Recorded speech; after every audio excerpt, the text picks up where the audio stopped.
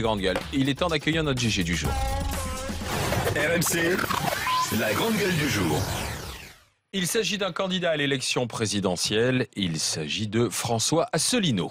Bonjour. Bonjour. Il n'y aura donc pas de deuxième débat entre les 11 candidats, parce que ce soir, France 2 n'a pas réussi à vous mettre d'accord. Je ne sais pas d'ailleurs précisément ce qui s'est passé. Donc ce soir, vous êtes sur France 2, mais les candidats parleront les uns après les autres. C'est pas de la faute de France 2, c'est que simplement il y a eu 3-4 candidats qui ont joué les divas. Ce sont les aristocrates des sondages. C'est-à-dire que M. Mélenchon a considéré que c'était la plèbe les autres, et donc il fallait pas qu'il parle avec eux. Voilà. Il craignait quoi ? Donc, il craignait sans doute ce qui s'est passé le 4 avril lorsqu'il y a eu les 11 candidats. Les Français ont découvert à cette occasion qu'il n'y avait pas 5 candidats mais 11, et que les 6 qui avaient été écartés dans un premier temps par TF1 avaient des choses à dire. Et ce qui est intéressant dans un débat, c'est pas seulement le fond du programme. Parce que moi, je ne me cesse de dire que les promesses que font les autres candidats, 90% ne pourront pas être mises en œuvre parce qu'elles sont contraires aux traités européens. Bon. Mais ce qui est intéressant, c'est pas seulement le fond des programmes, c'est aussi de comparer les personnalités. Voilà. On avait pu voir à cette occasion, les Français avaient pu se faire une idée sur la connaissance des dossiers, l'opiniâtreté, la capacité de répartie, le sang-froid. Voilà. Et c'est ça que ne veulent pas les prétendus grands candidats. Ils veulent rester bien à l'abri de sondages falsifiés pour être ensuite sûrs de ne pas être confrontés. Pourquoi falsifier les sondages ? Parce que quand je vois les derniers sondages, si vous voulez, ça me fait ça vraiment rigoler. Voilà. C'est-à-dire ? Quand vous met à 1%, ça vous fait rigoler ? Oui, ça me fait rigoler, oui. C'est-à-dire ? Parce que moi, écoutez, nous avons rassemblé 1% des suffrages, par exemple, au régional de 2015, alors qu'il y avait beaucoup plus de candidatures et que j'étais inconnu. Voilà. Et entre-temps, notre mouvement politique, nous avons multiplié nos adhérents par plus de 3. Voilà. Et moi, quand je suis dans la rue, je fais des réunions. Hier soir, par exemple, j'étais à Nantes, et il y avait plus de 900 personnes. On a refusé de monde dans la salle, et des gens qui restent jusqu'au bout dans un état de grande ferveur. Voilà. Donc vous êtes sous-estimé, c'est ça ? Oui. Oui. Alors, quand je vois que M. Macron est donné à 25% des voix, alors qu'il annule les uns après les autres tous ses meetings, à Charleville-Mézières, à Amiens, encore un autre, je me dis qu'il y a quelque chose qui cloche quelque part. Alors attention, parce que je me souviens qu'en 2012, Nicolas Sarkozy faisait le plein des meetings, il a perdu. C'est-à-dire que le nombre d'adhérents, de militants qui expriment effectivement une ferveur dans un meeting ne donne pas forcément le résultat à l'élection présidentielle. D'accord, c'est bien. Ben écoutez, on va voir dimanche. On verra dimanche. Mais une question quand même, parce qu'on a bien compris, parce qu'on maintenant on vous connaît et vous avez un programme très clair. Vous dites on ne peut pas renégocier l'Europe. Ceux qui vous promettent une renégociation de l'Europe, c'est pas possible parce qu'on n'est pas tout seul et qu'on n'y arrivera pas. C'est ce que promettent notamment Jean-Luc Mélenchon, Madame Le Pen, ou d'autres, Madame Le Pen. Vous dites donc il faut sortir de ce système. Mais cette sortie du système fait peur. On en parlait tout à l'heure. Il y a par exemple, semble-t-il, des Français qui ont un peu de patrimoine qui sont en train de se renseigner pour savoir s'il n'est pas temps de quitter la France si jamais on repasse au franc. C'est ce que vous préconisez. On dit on va aller au Luxembourg notamment, on pourra placer notre argent en assurance vie. Mais moi, j'ai pas de patrimoine, à votre avis ? Oui. Je sais pas. Dans pas. la déclaration de patrimoine officielle, je suis, paraît-il, l'un de ceux qui en ont le plus. Vous n'avez pas peur de votre argent ? Ce qui est quand même un peu fort de café, parce que moi, je n'ai finalement qu'un salaire de haut fonctionnaire. C'est vrai que pendant plus, je suis quelqu'un de comment dirais-je, d'économe. Mais quand je vois que quelqu'un comme M. Macron, par exemple, qui paraît-il gagnait 3 millions d'euros par an, il a 3 fois rien. Alors de deux choses l'une, soit il a menti, ou quel cas c'est passible de la loi, soit il gère ses affaires comme un panier percé. Ça donne à penser ce que ce serait s'il était à la tête de la France. Bon, moi j'ai du patrimoine un petit peu. J'ai un appartement à Paris, j'ai une maison de campagne, et puis j'ai de l'assurance vie.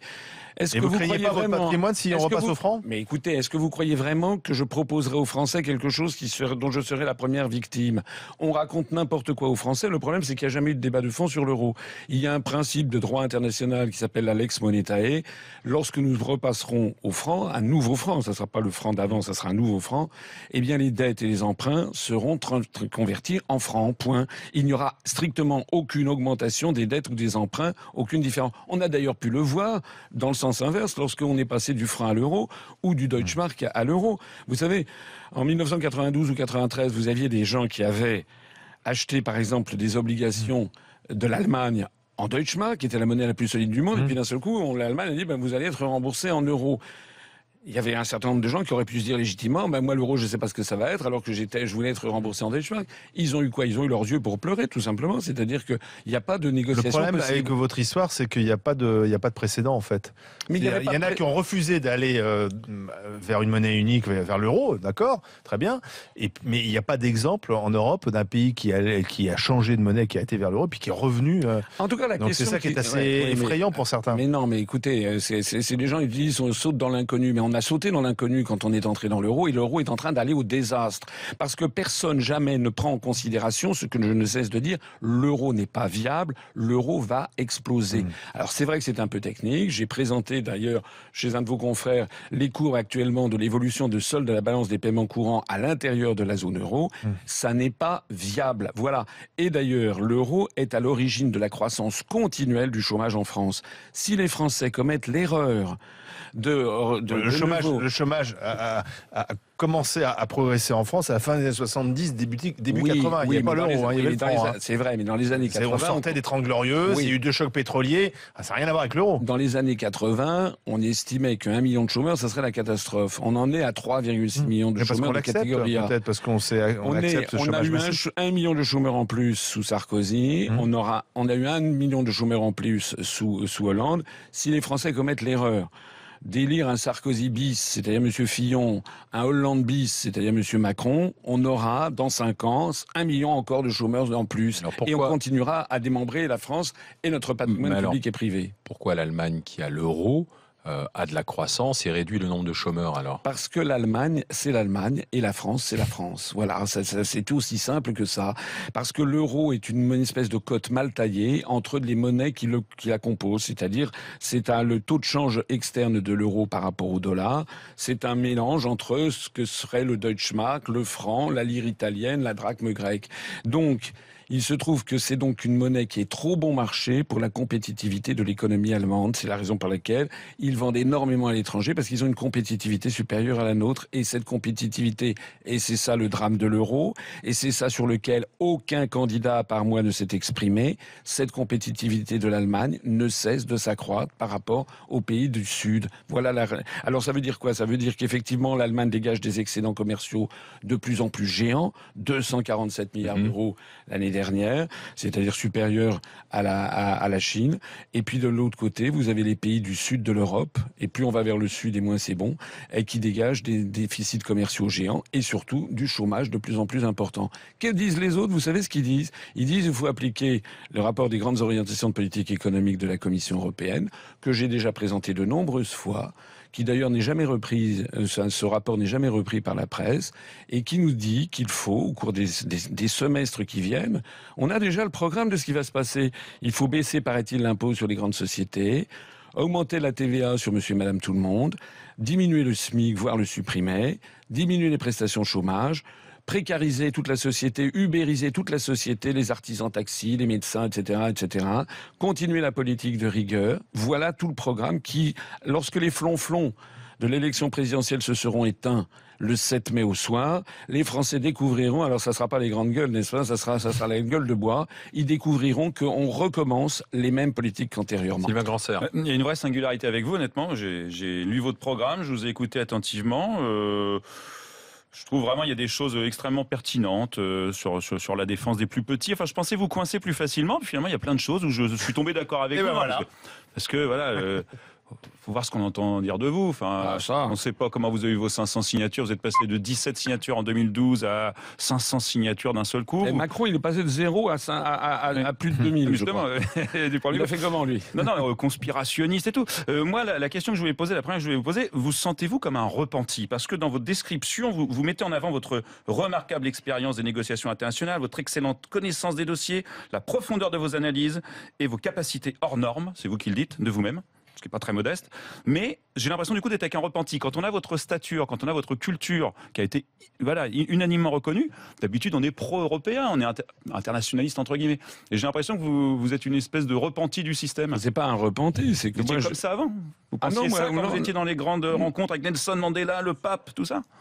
Oui, déjà à l'époque. Moi, quand j'étais jeune, quand j'étais étudiant, j'avais voté pour la liste de l'UDF aux élections européennes de 1979. J'étais donc très, très pro-européen. Mais progressivement, j'ai changé, notamment dans les allées du pouvoir. Vous avez souligné, effectivement, j'ai été dans des cabinets ministériels. J'ai notamment accompagné Jacques Chirac dans de nombreux déplacements à l'étranger. Et quand je dis accompagner, c'est que je préparais une partie des dossiers et que je participais aux entretiens au plus haut niveau. Et moi, ce que j'ai découvert dans les années 90, c'est que nos dirigeants, en fait, n'ont plus les manettes. C'est ça la question. Les dirigeants français n'ont plus les manettes. Et moi, ce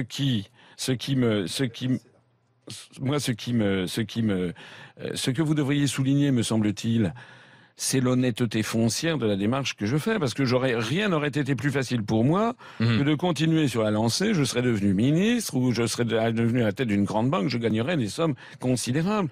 Donc si je fais ce que je fais, c'est parce que j'ai vu et avec toute l'expérience professionnelle que j'ai, et parmi les 11 candidats, je pense que je suis en effet l'un de ceux qui a la plus grande expérience professionnelle, aussi bien en termes diplomatiques qu'en termes financiers, économiques et commerciaux.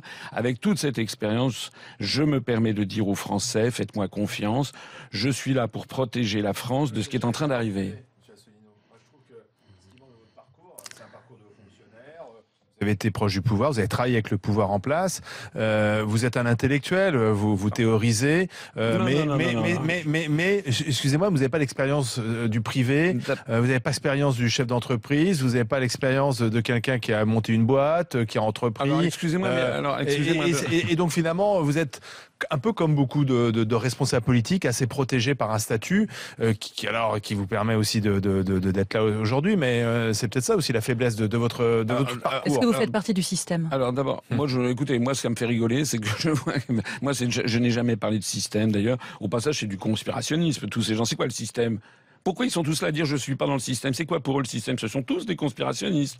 Moi, je ne parle pas du système. Moi, j'ai travaillé dans une entreprise privée. J'ai travaillé pendant 2 ans au Crédit National, qui était une banque dans les années 80, en mobilité. Ensuite, vous dites que je n'ai rien créé. J'ai quand même créé un parti politique, tout seul. Partant de zéro, sans aucun soutien financier, médiatique. Moi, j'ai pas des fusées au derrière comme d'autres, n'est-ce pas, qui sont d'un seul coup propulsés dans les médias. Au bout de 10 ans, l'Union populaire républicaine que j'ai créée, nous avons dépassé les 25 000 adhérents. Et tous vos confrères qui sont venus à mes meetings à Paris ou en province, par exemple les 6 500 personnes qui sont venues à Paris pour les 10 ans, ont été sidérés de voir le nombre, l'enthousiasme des gens. Parce que sur Internet, eh bien, nous triomphons sur Internet. Pas seulement sur Internet, d'ailleurs. Ici, dans cette maison même, j'ai été reçu par Bourdin dans l'entretien d'embauche. Vous avez vu les résultats. Oui, bien marché. Je suis celui qui a fait le meilleur résultat pour l'entretien d'embauche sur les 10 candidats que, pour l'instant, Jean-Jacques Bourdin a reçus. Voilà. Pourtant, M. Bourdin, pendant 9 ans, quasiment, a refusé de me recevoir. Donc ça veut dire quoi? Ça veut dire que j'ai réussi tout seul, puis ensuite, avec tous les gens qui m'ont rallié, à créer un mouvement politique qui a 0 € d'endettement. Alors que la plupart des partis politiques sont complètement en faillite. Et les Républicains sont en faillite. Je trouve extraordinaire que M. Fillon, par exemple, ou M. Hamon ou les gens de l'UDI, nous donnent des leçons sur comment ils vont gérer la France, alors qu'ils ne sont pas capables d'avoir un parti politique qui soit Pourtant, c'est de l'argent public. Et en plus, ils reçoivent de l'argent public. François Asselineau, vous restez avec nous. Question de Caroline, de Johnny et de Sylvain dans un instant. C'est vous notre grande gueule du jour, François Asselineau, candidat à l'élection présidentielle.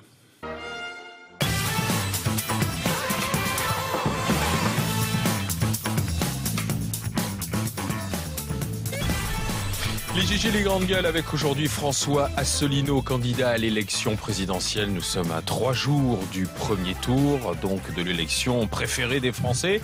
Vous êtes avec nous en Gigi du jour avec Sylvain Grandserre, avec Johnny Blanc et Caroline Pilat. Question, Caroline. Oui, vous avez un programme intéressant, monsieur Asselineau. Je suis très étonnée, moi, que vous ayez un staff aussi jeune et des électeurs aussi jeunes, sachant que vous n'êtes pas pro-européen. Donc comment est-ce que vous expliquez cette manne ? Mais parce que je pense que c'est une erreur de croire que la construction européenne attirerait les jeunes. C'est pas vrai du tout. D'ailleurs, on l'avait vu dans les sondages post-électoraux. Par exemple, lors du référendum du 29 mai 2005 sur la Constitution européenne. D'ailleurs, ma candidature, je la présente comme la revanche de tous ceux qui ont voté non à cette Constitution et dont le vote a été piétiné. Dans les sondages post-électoraux, on avait pu noter que c'était seulement les personnes de plus de 60 ans qui avaient voté majoritairement oui à la Constitution européenne en 2005 et les personnes de plus de 70 ans avaient voté encore davantage. En revanche, les jeunes, et tout particulièrement les tranches d'âge où nous sommes les plus forts, d'ailleurs, c'est les 25-40 ans, m'avaient voté très majoritairement non. Ce qu'il faut bien comprendre, et c'est ce que je crois j'apporte au débat à l'élection présidentielle, c'est que l'idée même de construction européenne est en fait une idée anachronique qui remonte les États-Unis d'Europe de Victor Hugo de 1849. En fait, c'est une vision coloniale du monde où le monde blanc dirigerait le reste du monde. Et moi, je dis, et c'est ce qui attire beaucoup beaucoup de jeunes, c'est que je dis au 3e millénaire, on peut plus faire de différence entre les pays serviettes et les pays torchons, si j'ose dire, les peuples serviettes et les peuples torchons. On est en contact avec le monde entier. Les gens qui me disent Erasmus, je dis mais moi Erasmus, je veux un Erasmus planétaire, je veux que les étudiants ils puissent aller étudier en Chine. C'est d'ailleurs déjà le cas. C'est en train de s'imposer. Pareil pour les entreprises. Les grandes entreprises françaises, elles ne se limitent pas au périmètre de l'Union européenne. C'est une erreur. Par exemple, Peugeot a une co-entreprise en Chine avec Dongfeng pour mieux se battre contre l'allemand Volkswagen qui a son propre partenaire chinois. Donc le monde d'aujourd'hui ne correspond plus du tout à cette vieille lune qui est la construction européenne, qui nous enferme dans un périmètre artificiel. Donc vous êtes plutôt mondialisation que construction européenne. Je suis pour ce qu'est la France, c'est-à-dire un pays tourné vers l'universel. Mais dans le mot mondialisation, il y a quelque chose, il y a un projet économique sous-jacent contre lequel je suis, qui est l'idée que l'on ferait disparaître les nations et que l'on ferait disparaître, par exemple, que tout l'appareil productif français filerait à 15 000 km. Parce que c'est ça qui est en train notamment de créer du chômage en France et par ailleurs de détruire la planète, de détruire l'environnement. Vous savez, il y a eu cette course autour du monde récemment à la voile. Il y a eu 6 candidats qui, paraît-il, ont heurté dans l'océan Pacifique des conteneurs qui flottaient. On est en train de transformer la planète en poubelle parce que l'on fait de plus en plus fabriquer des choses à 15 000 km. Il faut rapatrier la production le plus possible de façon locale, ne serait-ce que pour créer de l'emploi et pour protéger l'environnement planétaire. On a un chef d'entreprise qui est à côté de vous, François. Moi, je vous reconnais une chose, vous êtes au moins très clair, vous êtes le seul des 11 candidats à prôner une sortie de l'Union européenne immédiate. Enfin, immédiate. On lance le processus immédiatement. On est d'accord. Ça ne sera pas du jour au lendemain. On ne va pas sortir en 5 minutes. Vous avez ringardisé Marine Le Pen. On est bien d'accord. Mais quelque part, oui, mais Marine Le Pen, c'est vrai qu'on fera un référendum, on fera quelque chose. Non, au moins, c'est clair. Pareil pour Mélenchon. Vous avez vu que Mélenchon a dit à Dijon, là, il était hors de question de sortir de l'Union européenne de Londres. Moi, je trouve très bien la clarification qui est en train de se produire.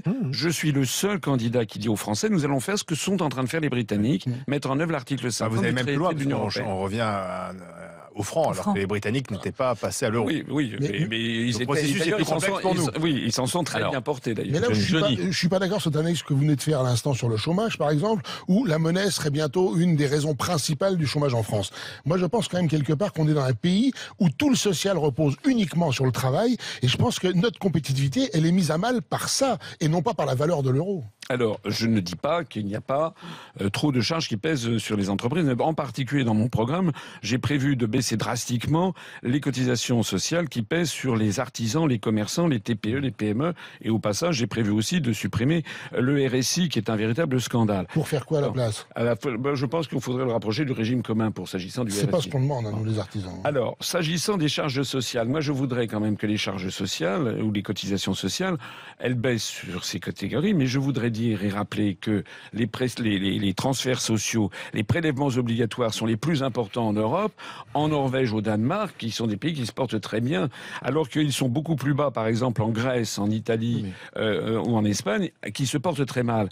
Donc je suis d'accord sur le fait qu'il faut favoriser la création d'emplois en France et qui passe notamment par l'artisanat et le commerce. Mais une fois qu'on a dit ça, on n'a quand même pas réglé le problème. Le problème, c'est le problème de la monnaie qui est surévaluée pour la compétitivité de l'économie française et a fortiori des économies du Sud. Et puis c'est un autre problème aussi. Ce sont tous ces articles des traités que je ne citerai pas parce que sinon on va me brocarder en disant que je connais trop bien mes dossiers. Mais tous ces articles des traités qui imposent en fait la libre circulation des mouvements de capitaux, donc les délocalisations industrielles. Regardez ce qui se passe avec Whirlpool. Vous voyez que les gens sont contents, qui part en Pologne. Whirlpool fabrique en France à une société, une entreprise qui est rentable, eh bien met en œuvre l'article 63 et donc va s'installer en Pologne, et aucun candidat, je dis bien aucun candidat, ne peut répondre à la détresse des ouvriers de Whirlpool, sauf moi Oui, mais qui dis, si on d'accord. sort de l'Union européenne, ça on pourra l'empêcher. Les Oui, mais autres restent derrière, dans l'Union ça européenne. induira aussi une hausse des prix parce que Whirlpool vous dit aussi, vous répond, ça nous permet aussi d'avoir des prix compétitifs sur le marché de l'électroménager avec du bon matériel, des nouvelles technologies.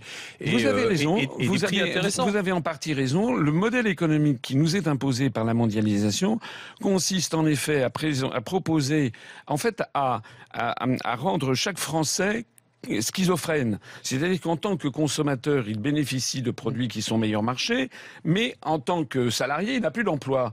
On est en train d'avoir des sociétés, ça ne concerne pas seulement la France, c'est l'ensemble des pays de l'OCDE, Mais ça concerne aussi les États-Unis, où on voit monter d'une part le désir, c'est-à-dire le désir d'avoir de plus en plus de biens matériels, de plus en plus d'ailleurs Mais ça, modernisés. vous ne le dites pas aux électeurs, ça qu'il Si, faudra à si, ce moment-là qu'ils acceptent si, de payer si, éventuellement si, plus si, cher. attendez. Et au même moment, on voit monter le chômage. Qu'est-ce que donne une société où il y a de plus en plus d'objets désirables et où il y a de plus en plus de gens qui Frustration. sont au chômage et qui sont pauvres? Ça donne une société qui vire, je suis désolé de le dire, mais qui vire à des problèmes considérables. Par exemple, l'augmentation du désespoir, l'augmentation de la consommation d'anxiolytiques, l'augmentation de l'alcoolisme, l'augmentation de la consommation de drogue et puis l'augmentation de la criminalité. D'où vient l'augmentation de la criminalité dans l'ensemble du monde occidental, si ce n'est justement qu'il y a cette augmentation concomitante de la pauvreté et du chômage dans un cas, et d'objets de plus en plus désirables ou présentés comme tels, dans une société où on dit que si on n'a pas une Rolex à 50 ans, on a perdu Ou un sa vie. iPhone, parce Voilà. que vous avez un souci avec Ou les un- Américains. ou Moi, un- j'aimerais savoir si vous les détestez vraiment, parce que vous avez la réputation d'être Mais anti-américaniste. non, nous avons 75 de nos adhérents qui sont des expatriés aux États-Unis. Je vous rappelle qu'aux États-Unis même, vous avez des quantités de gens qui sont plus critiques que je ne le suis contre leur propre gouvernement. Moi, j'ai des amis aux États-Unis. Je déteste pas. Mais c'est Trump qui est passé. Je ne déteste pas les Ni la Américains. consommation américaine. Comment? On écoute de la musique, on mange McDo. Oui, mais moi je préférerais, Faut si vous vivre, voulez, moi, ce que avec tout ça j'aimerais, c'est aussi, que hein. par exemple les grands médias français véhiculent aussi et diffusent aussi d'autres sources d'information et d'autres loisirs que seulement les C'est pour ça questions que vous Mais on voulez peut, on a le c'est pour choix. ça que vous voulez renationaliser Mais TF1. par exemple, je trouve que actuellement, puisqu'on est dans un monde universel, il est quand même incroyable que l'on n'ait jamais à la télévision française, je dis aux heures de grande écoute, qu'on ne parle pas de Arte le 29 février à 3 heures du matin. Je parle vraiment aux heures de grande écoute, qu'on n'ait jamais une fois par an, par exemple, un film russe, un film japonais, un film indien, et voilà, que ça soit pour ouvrir l'esprit des gens. Merci. Moi, mon objet, c'est l'ouverture des Merci, esprits. merci François Asselineau de passer par les grandes gueules. Dans un instant, le match. Et puis à midi tout à l'heure, un autre candidat à l'élection présidentielle, c'est Jean Lassalle qui sera assis à votre place. Restez avec nous.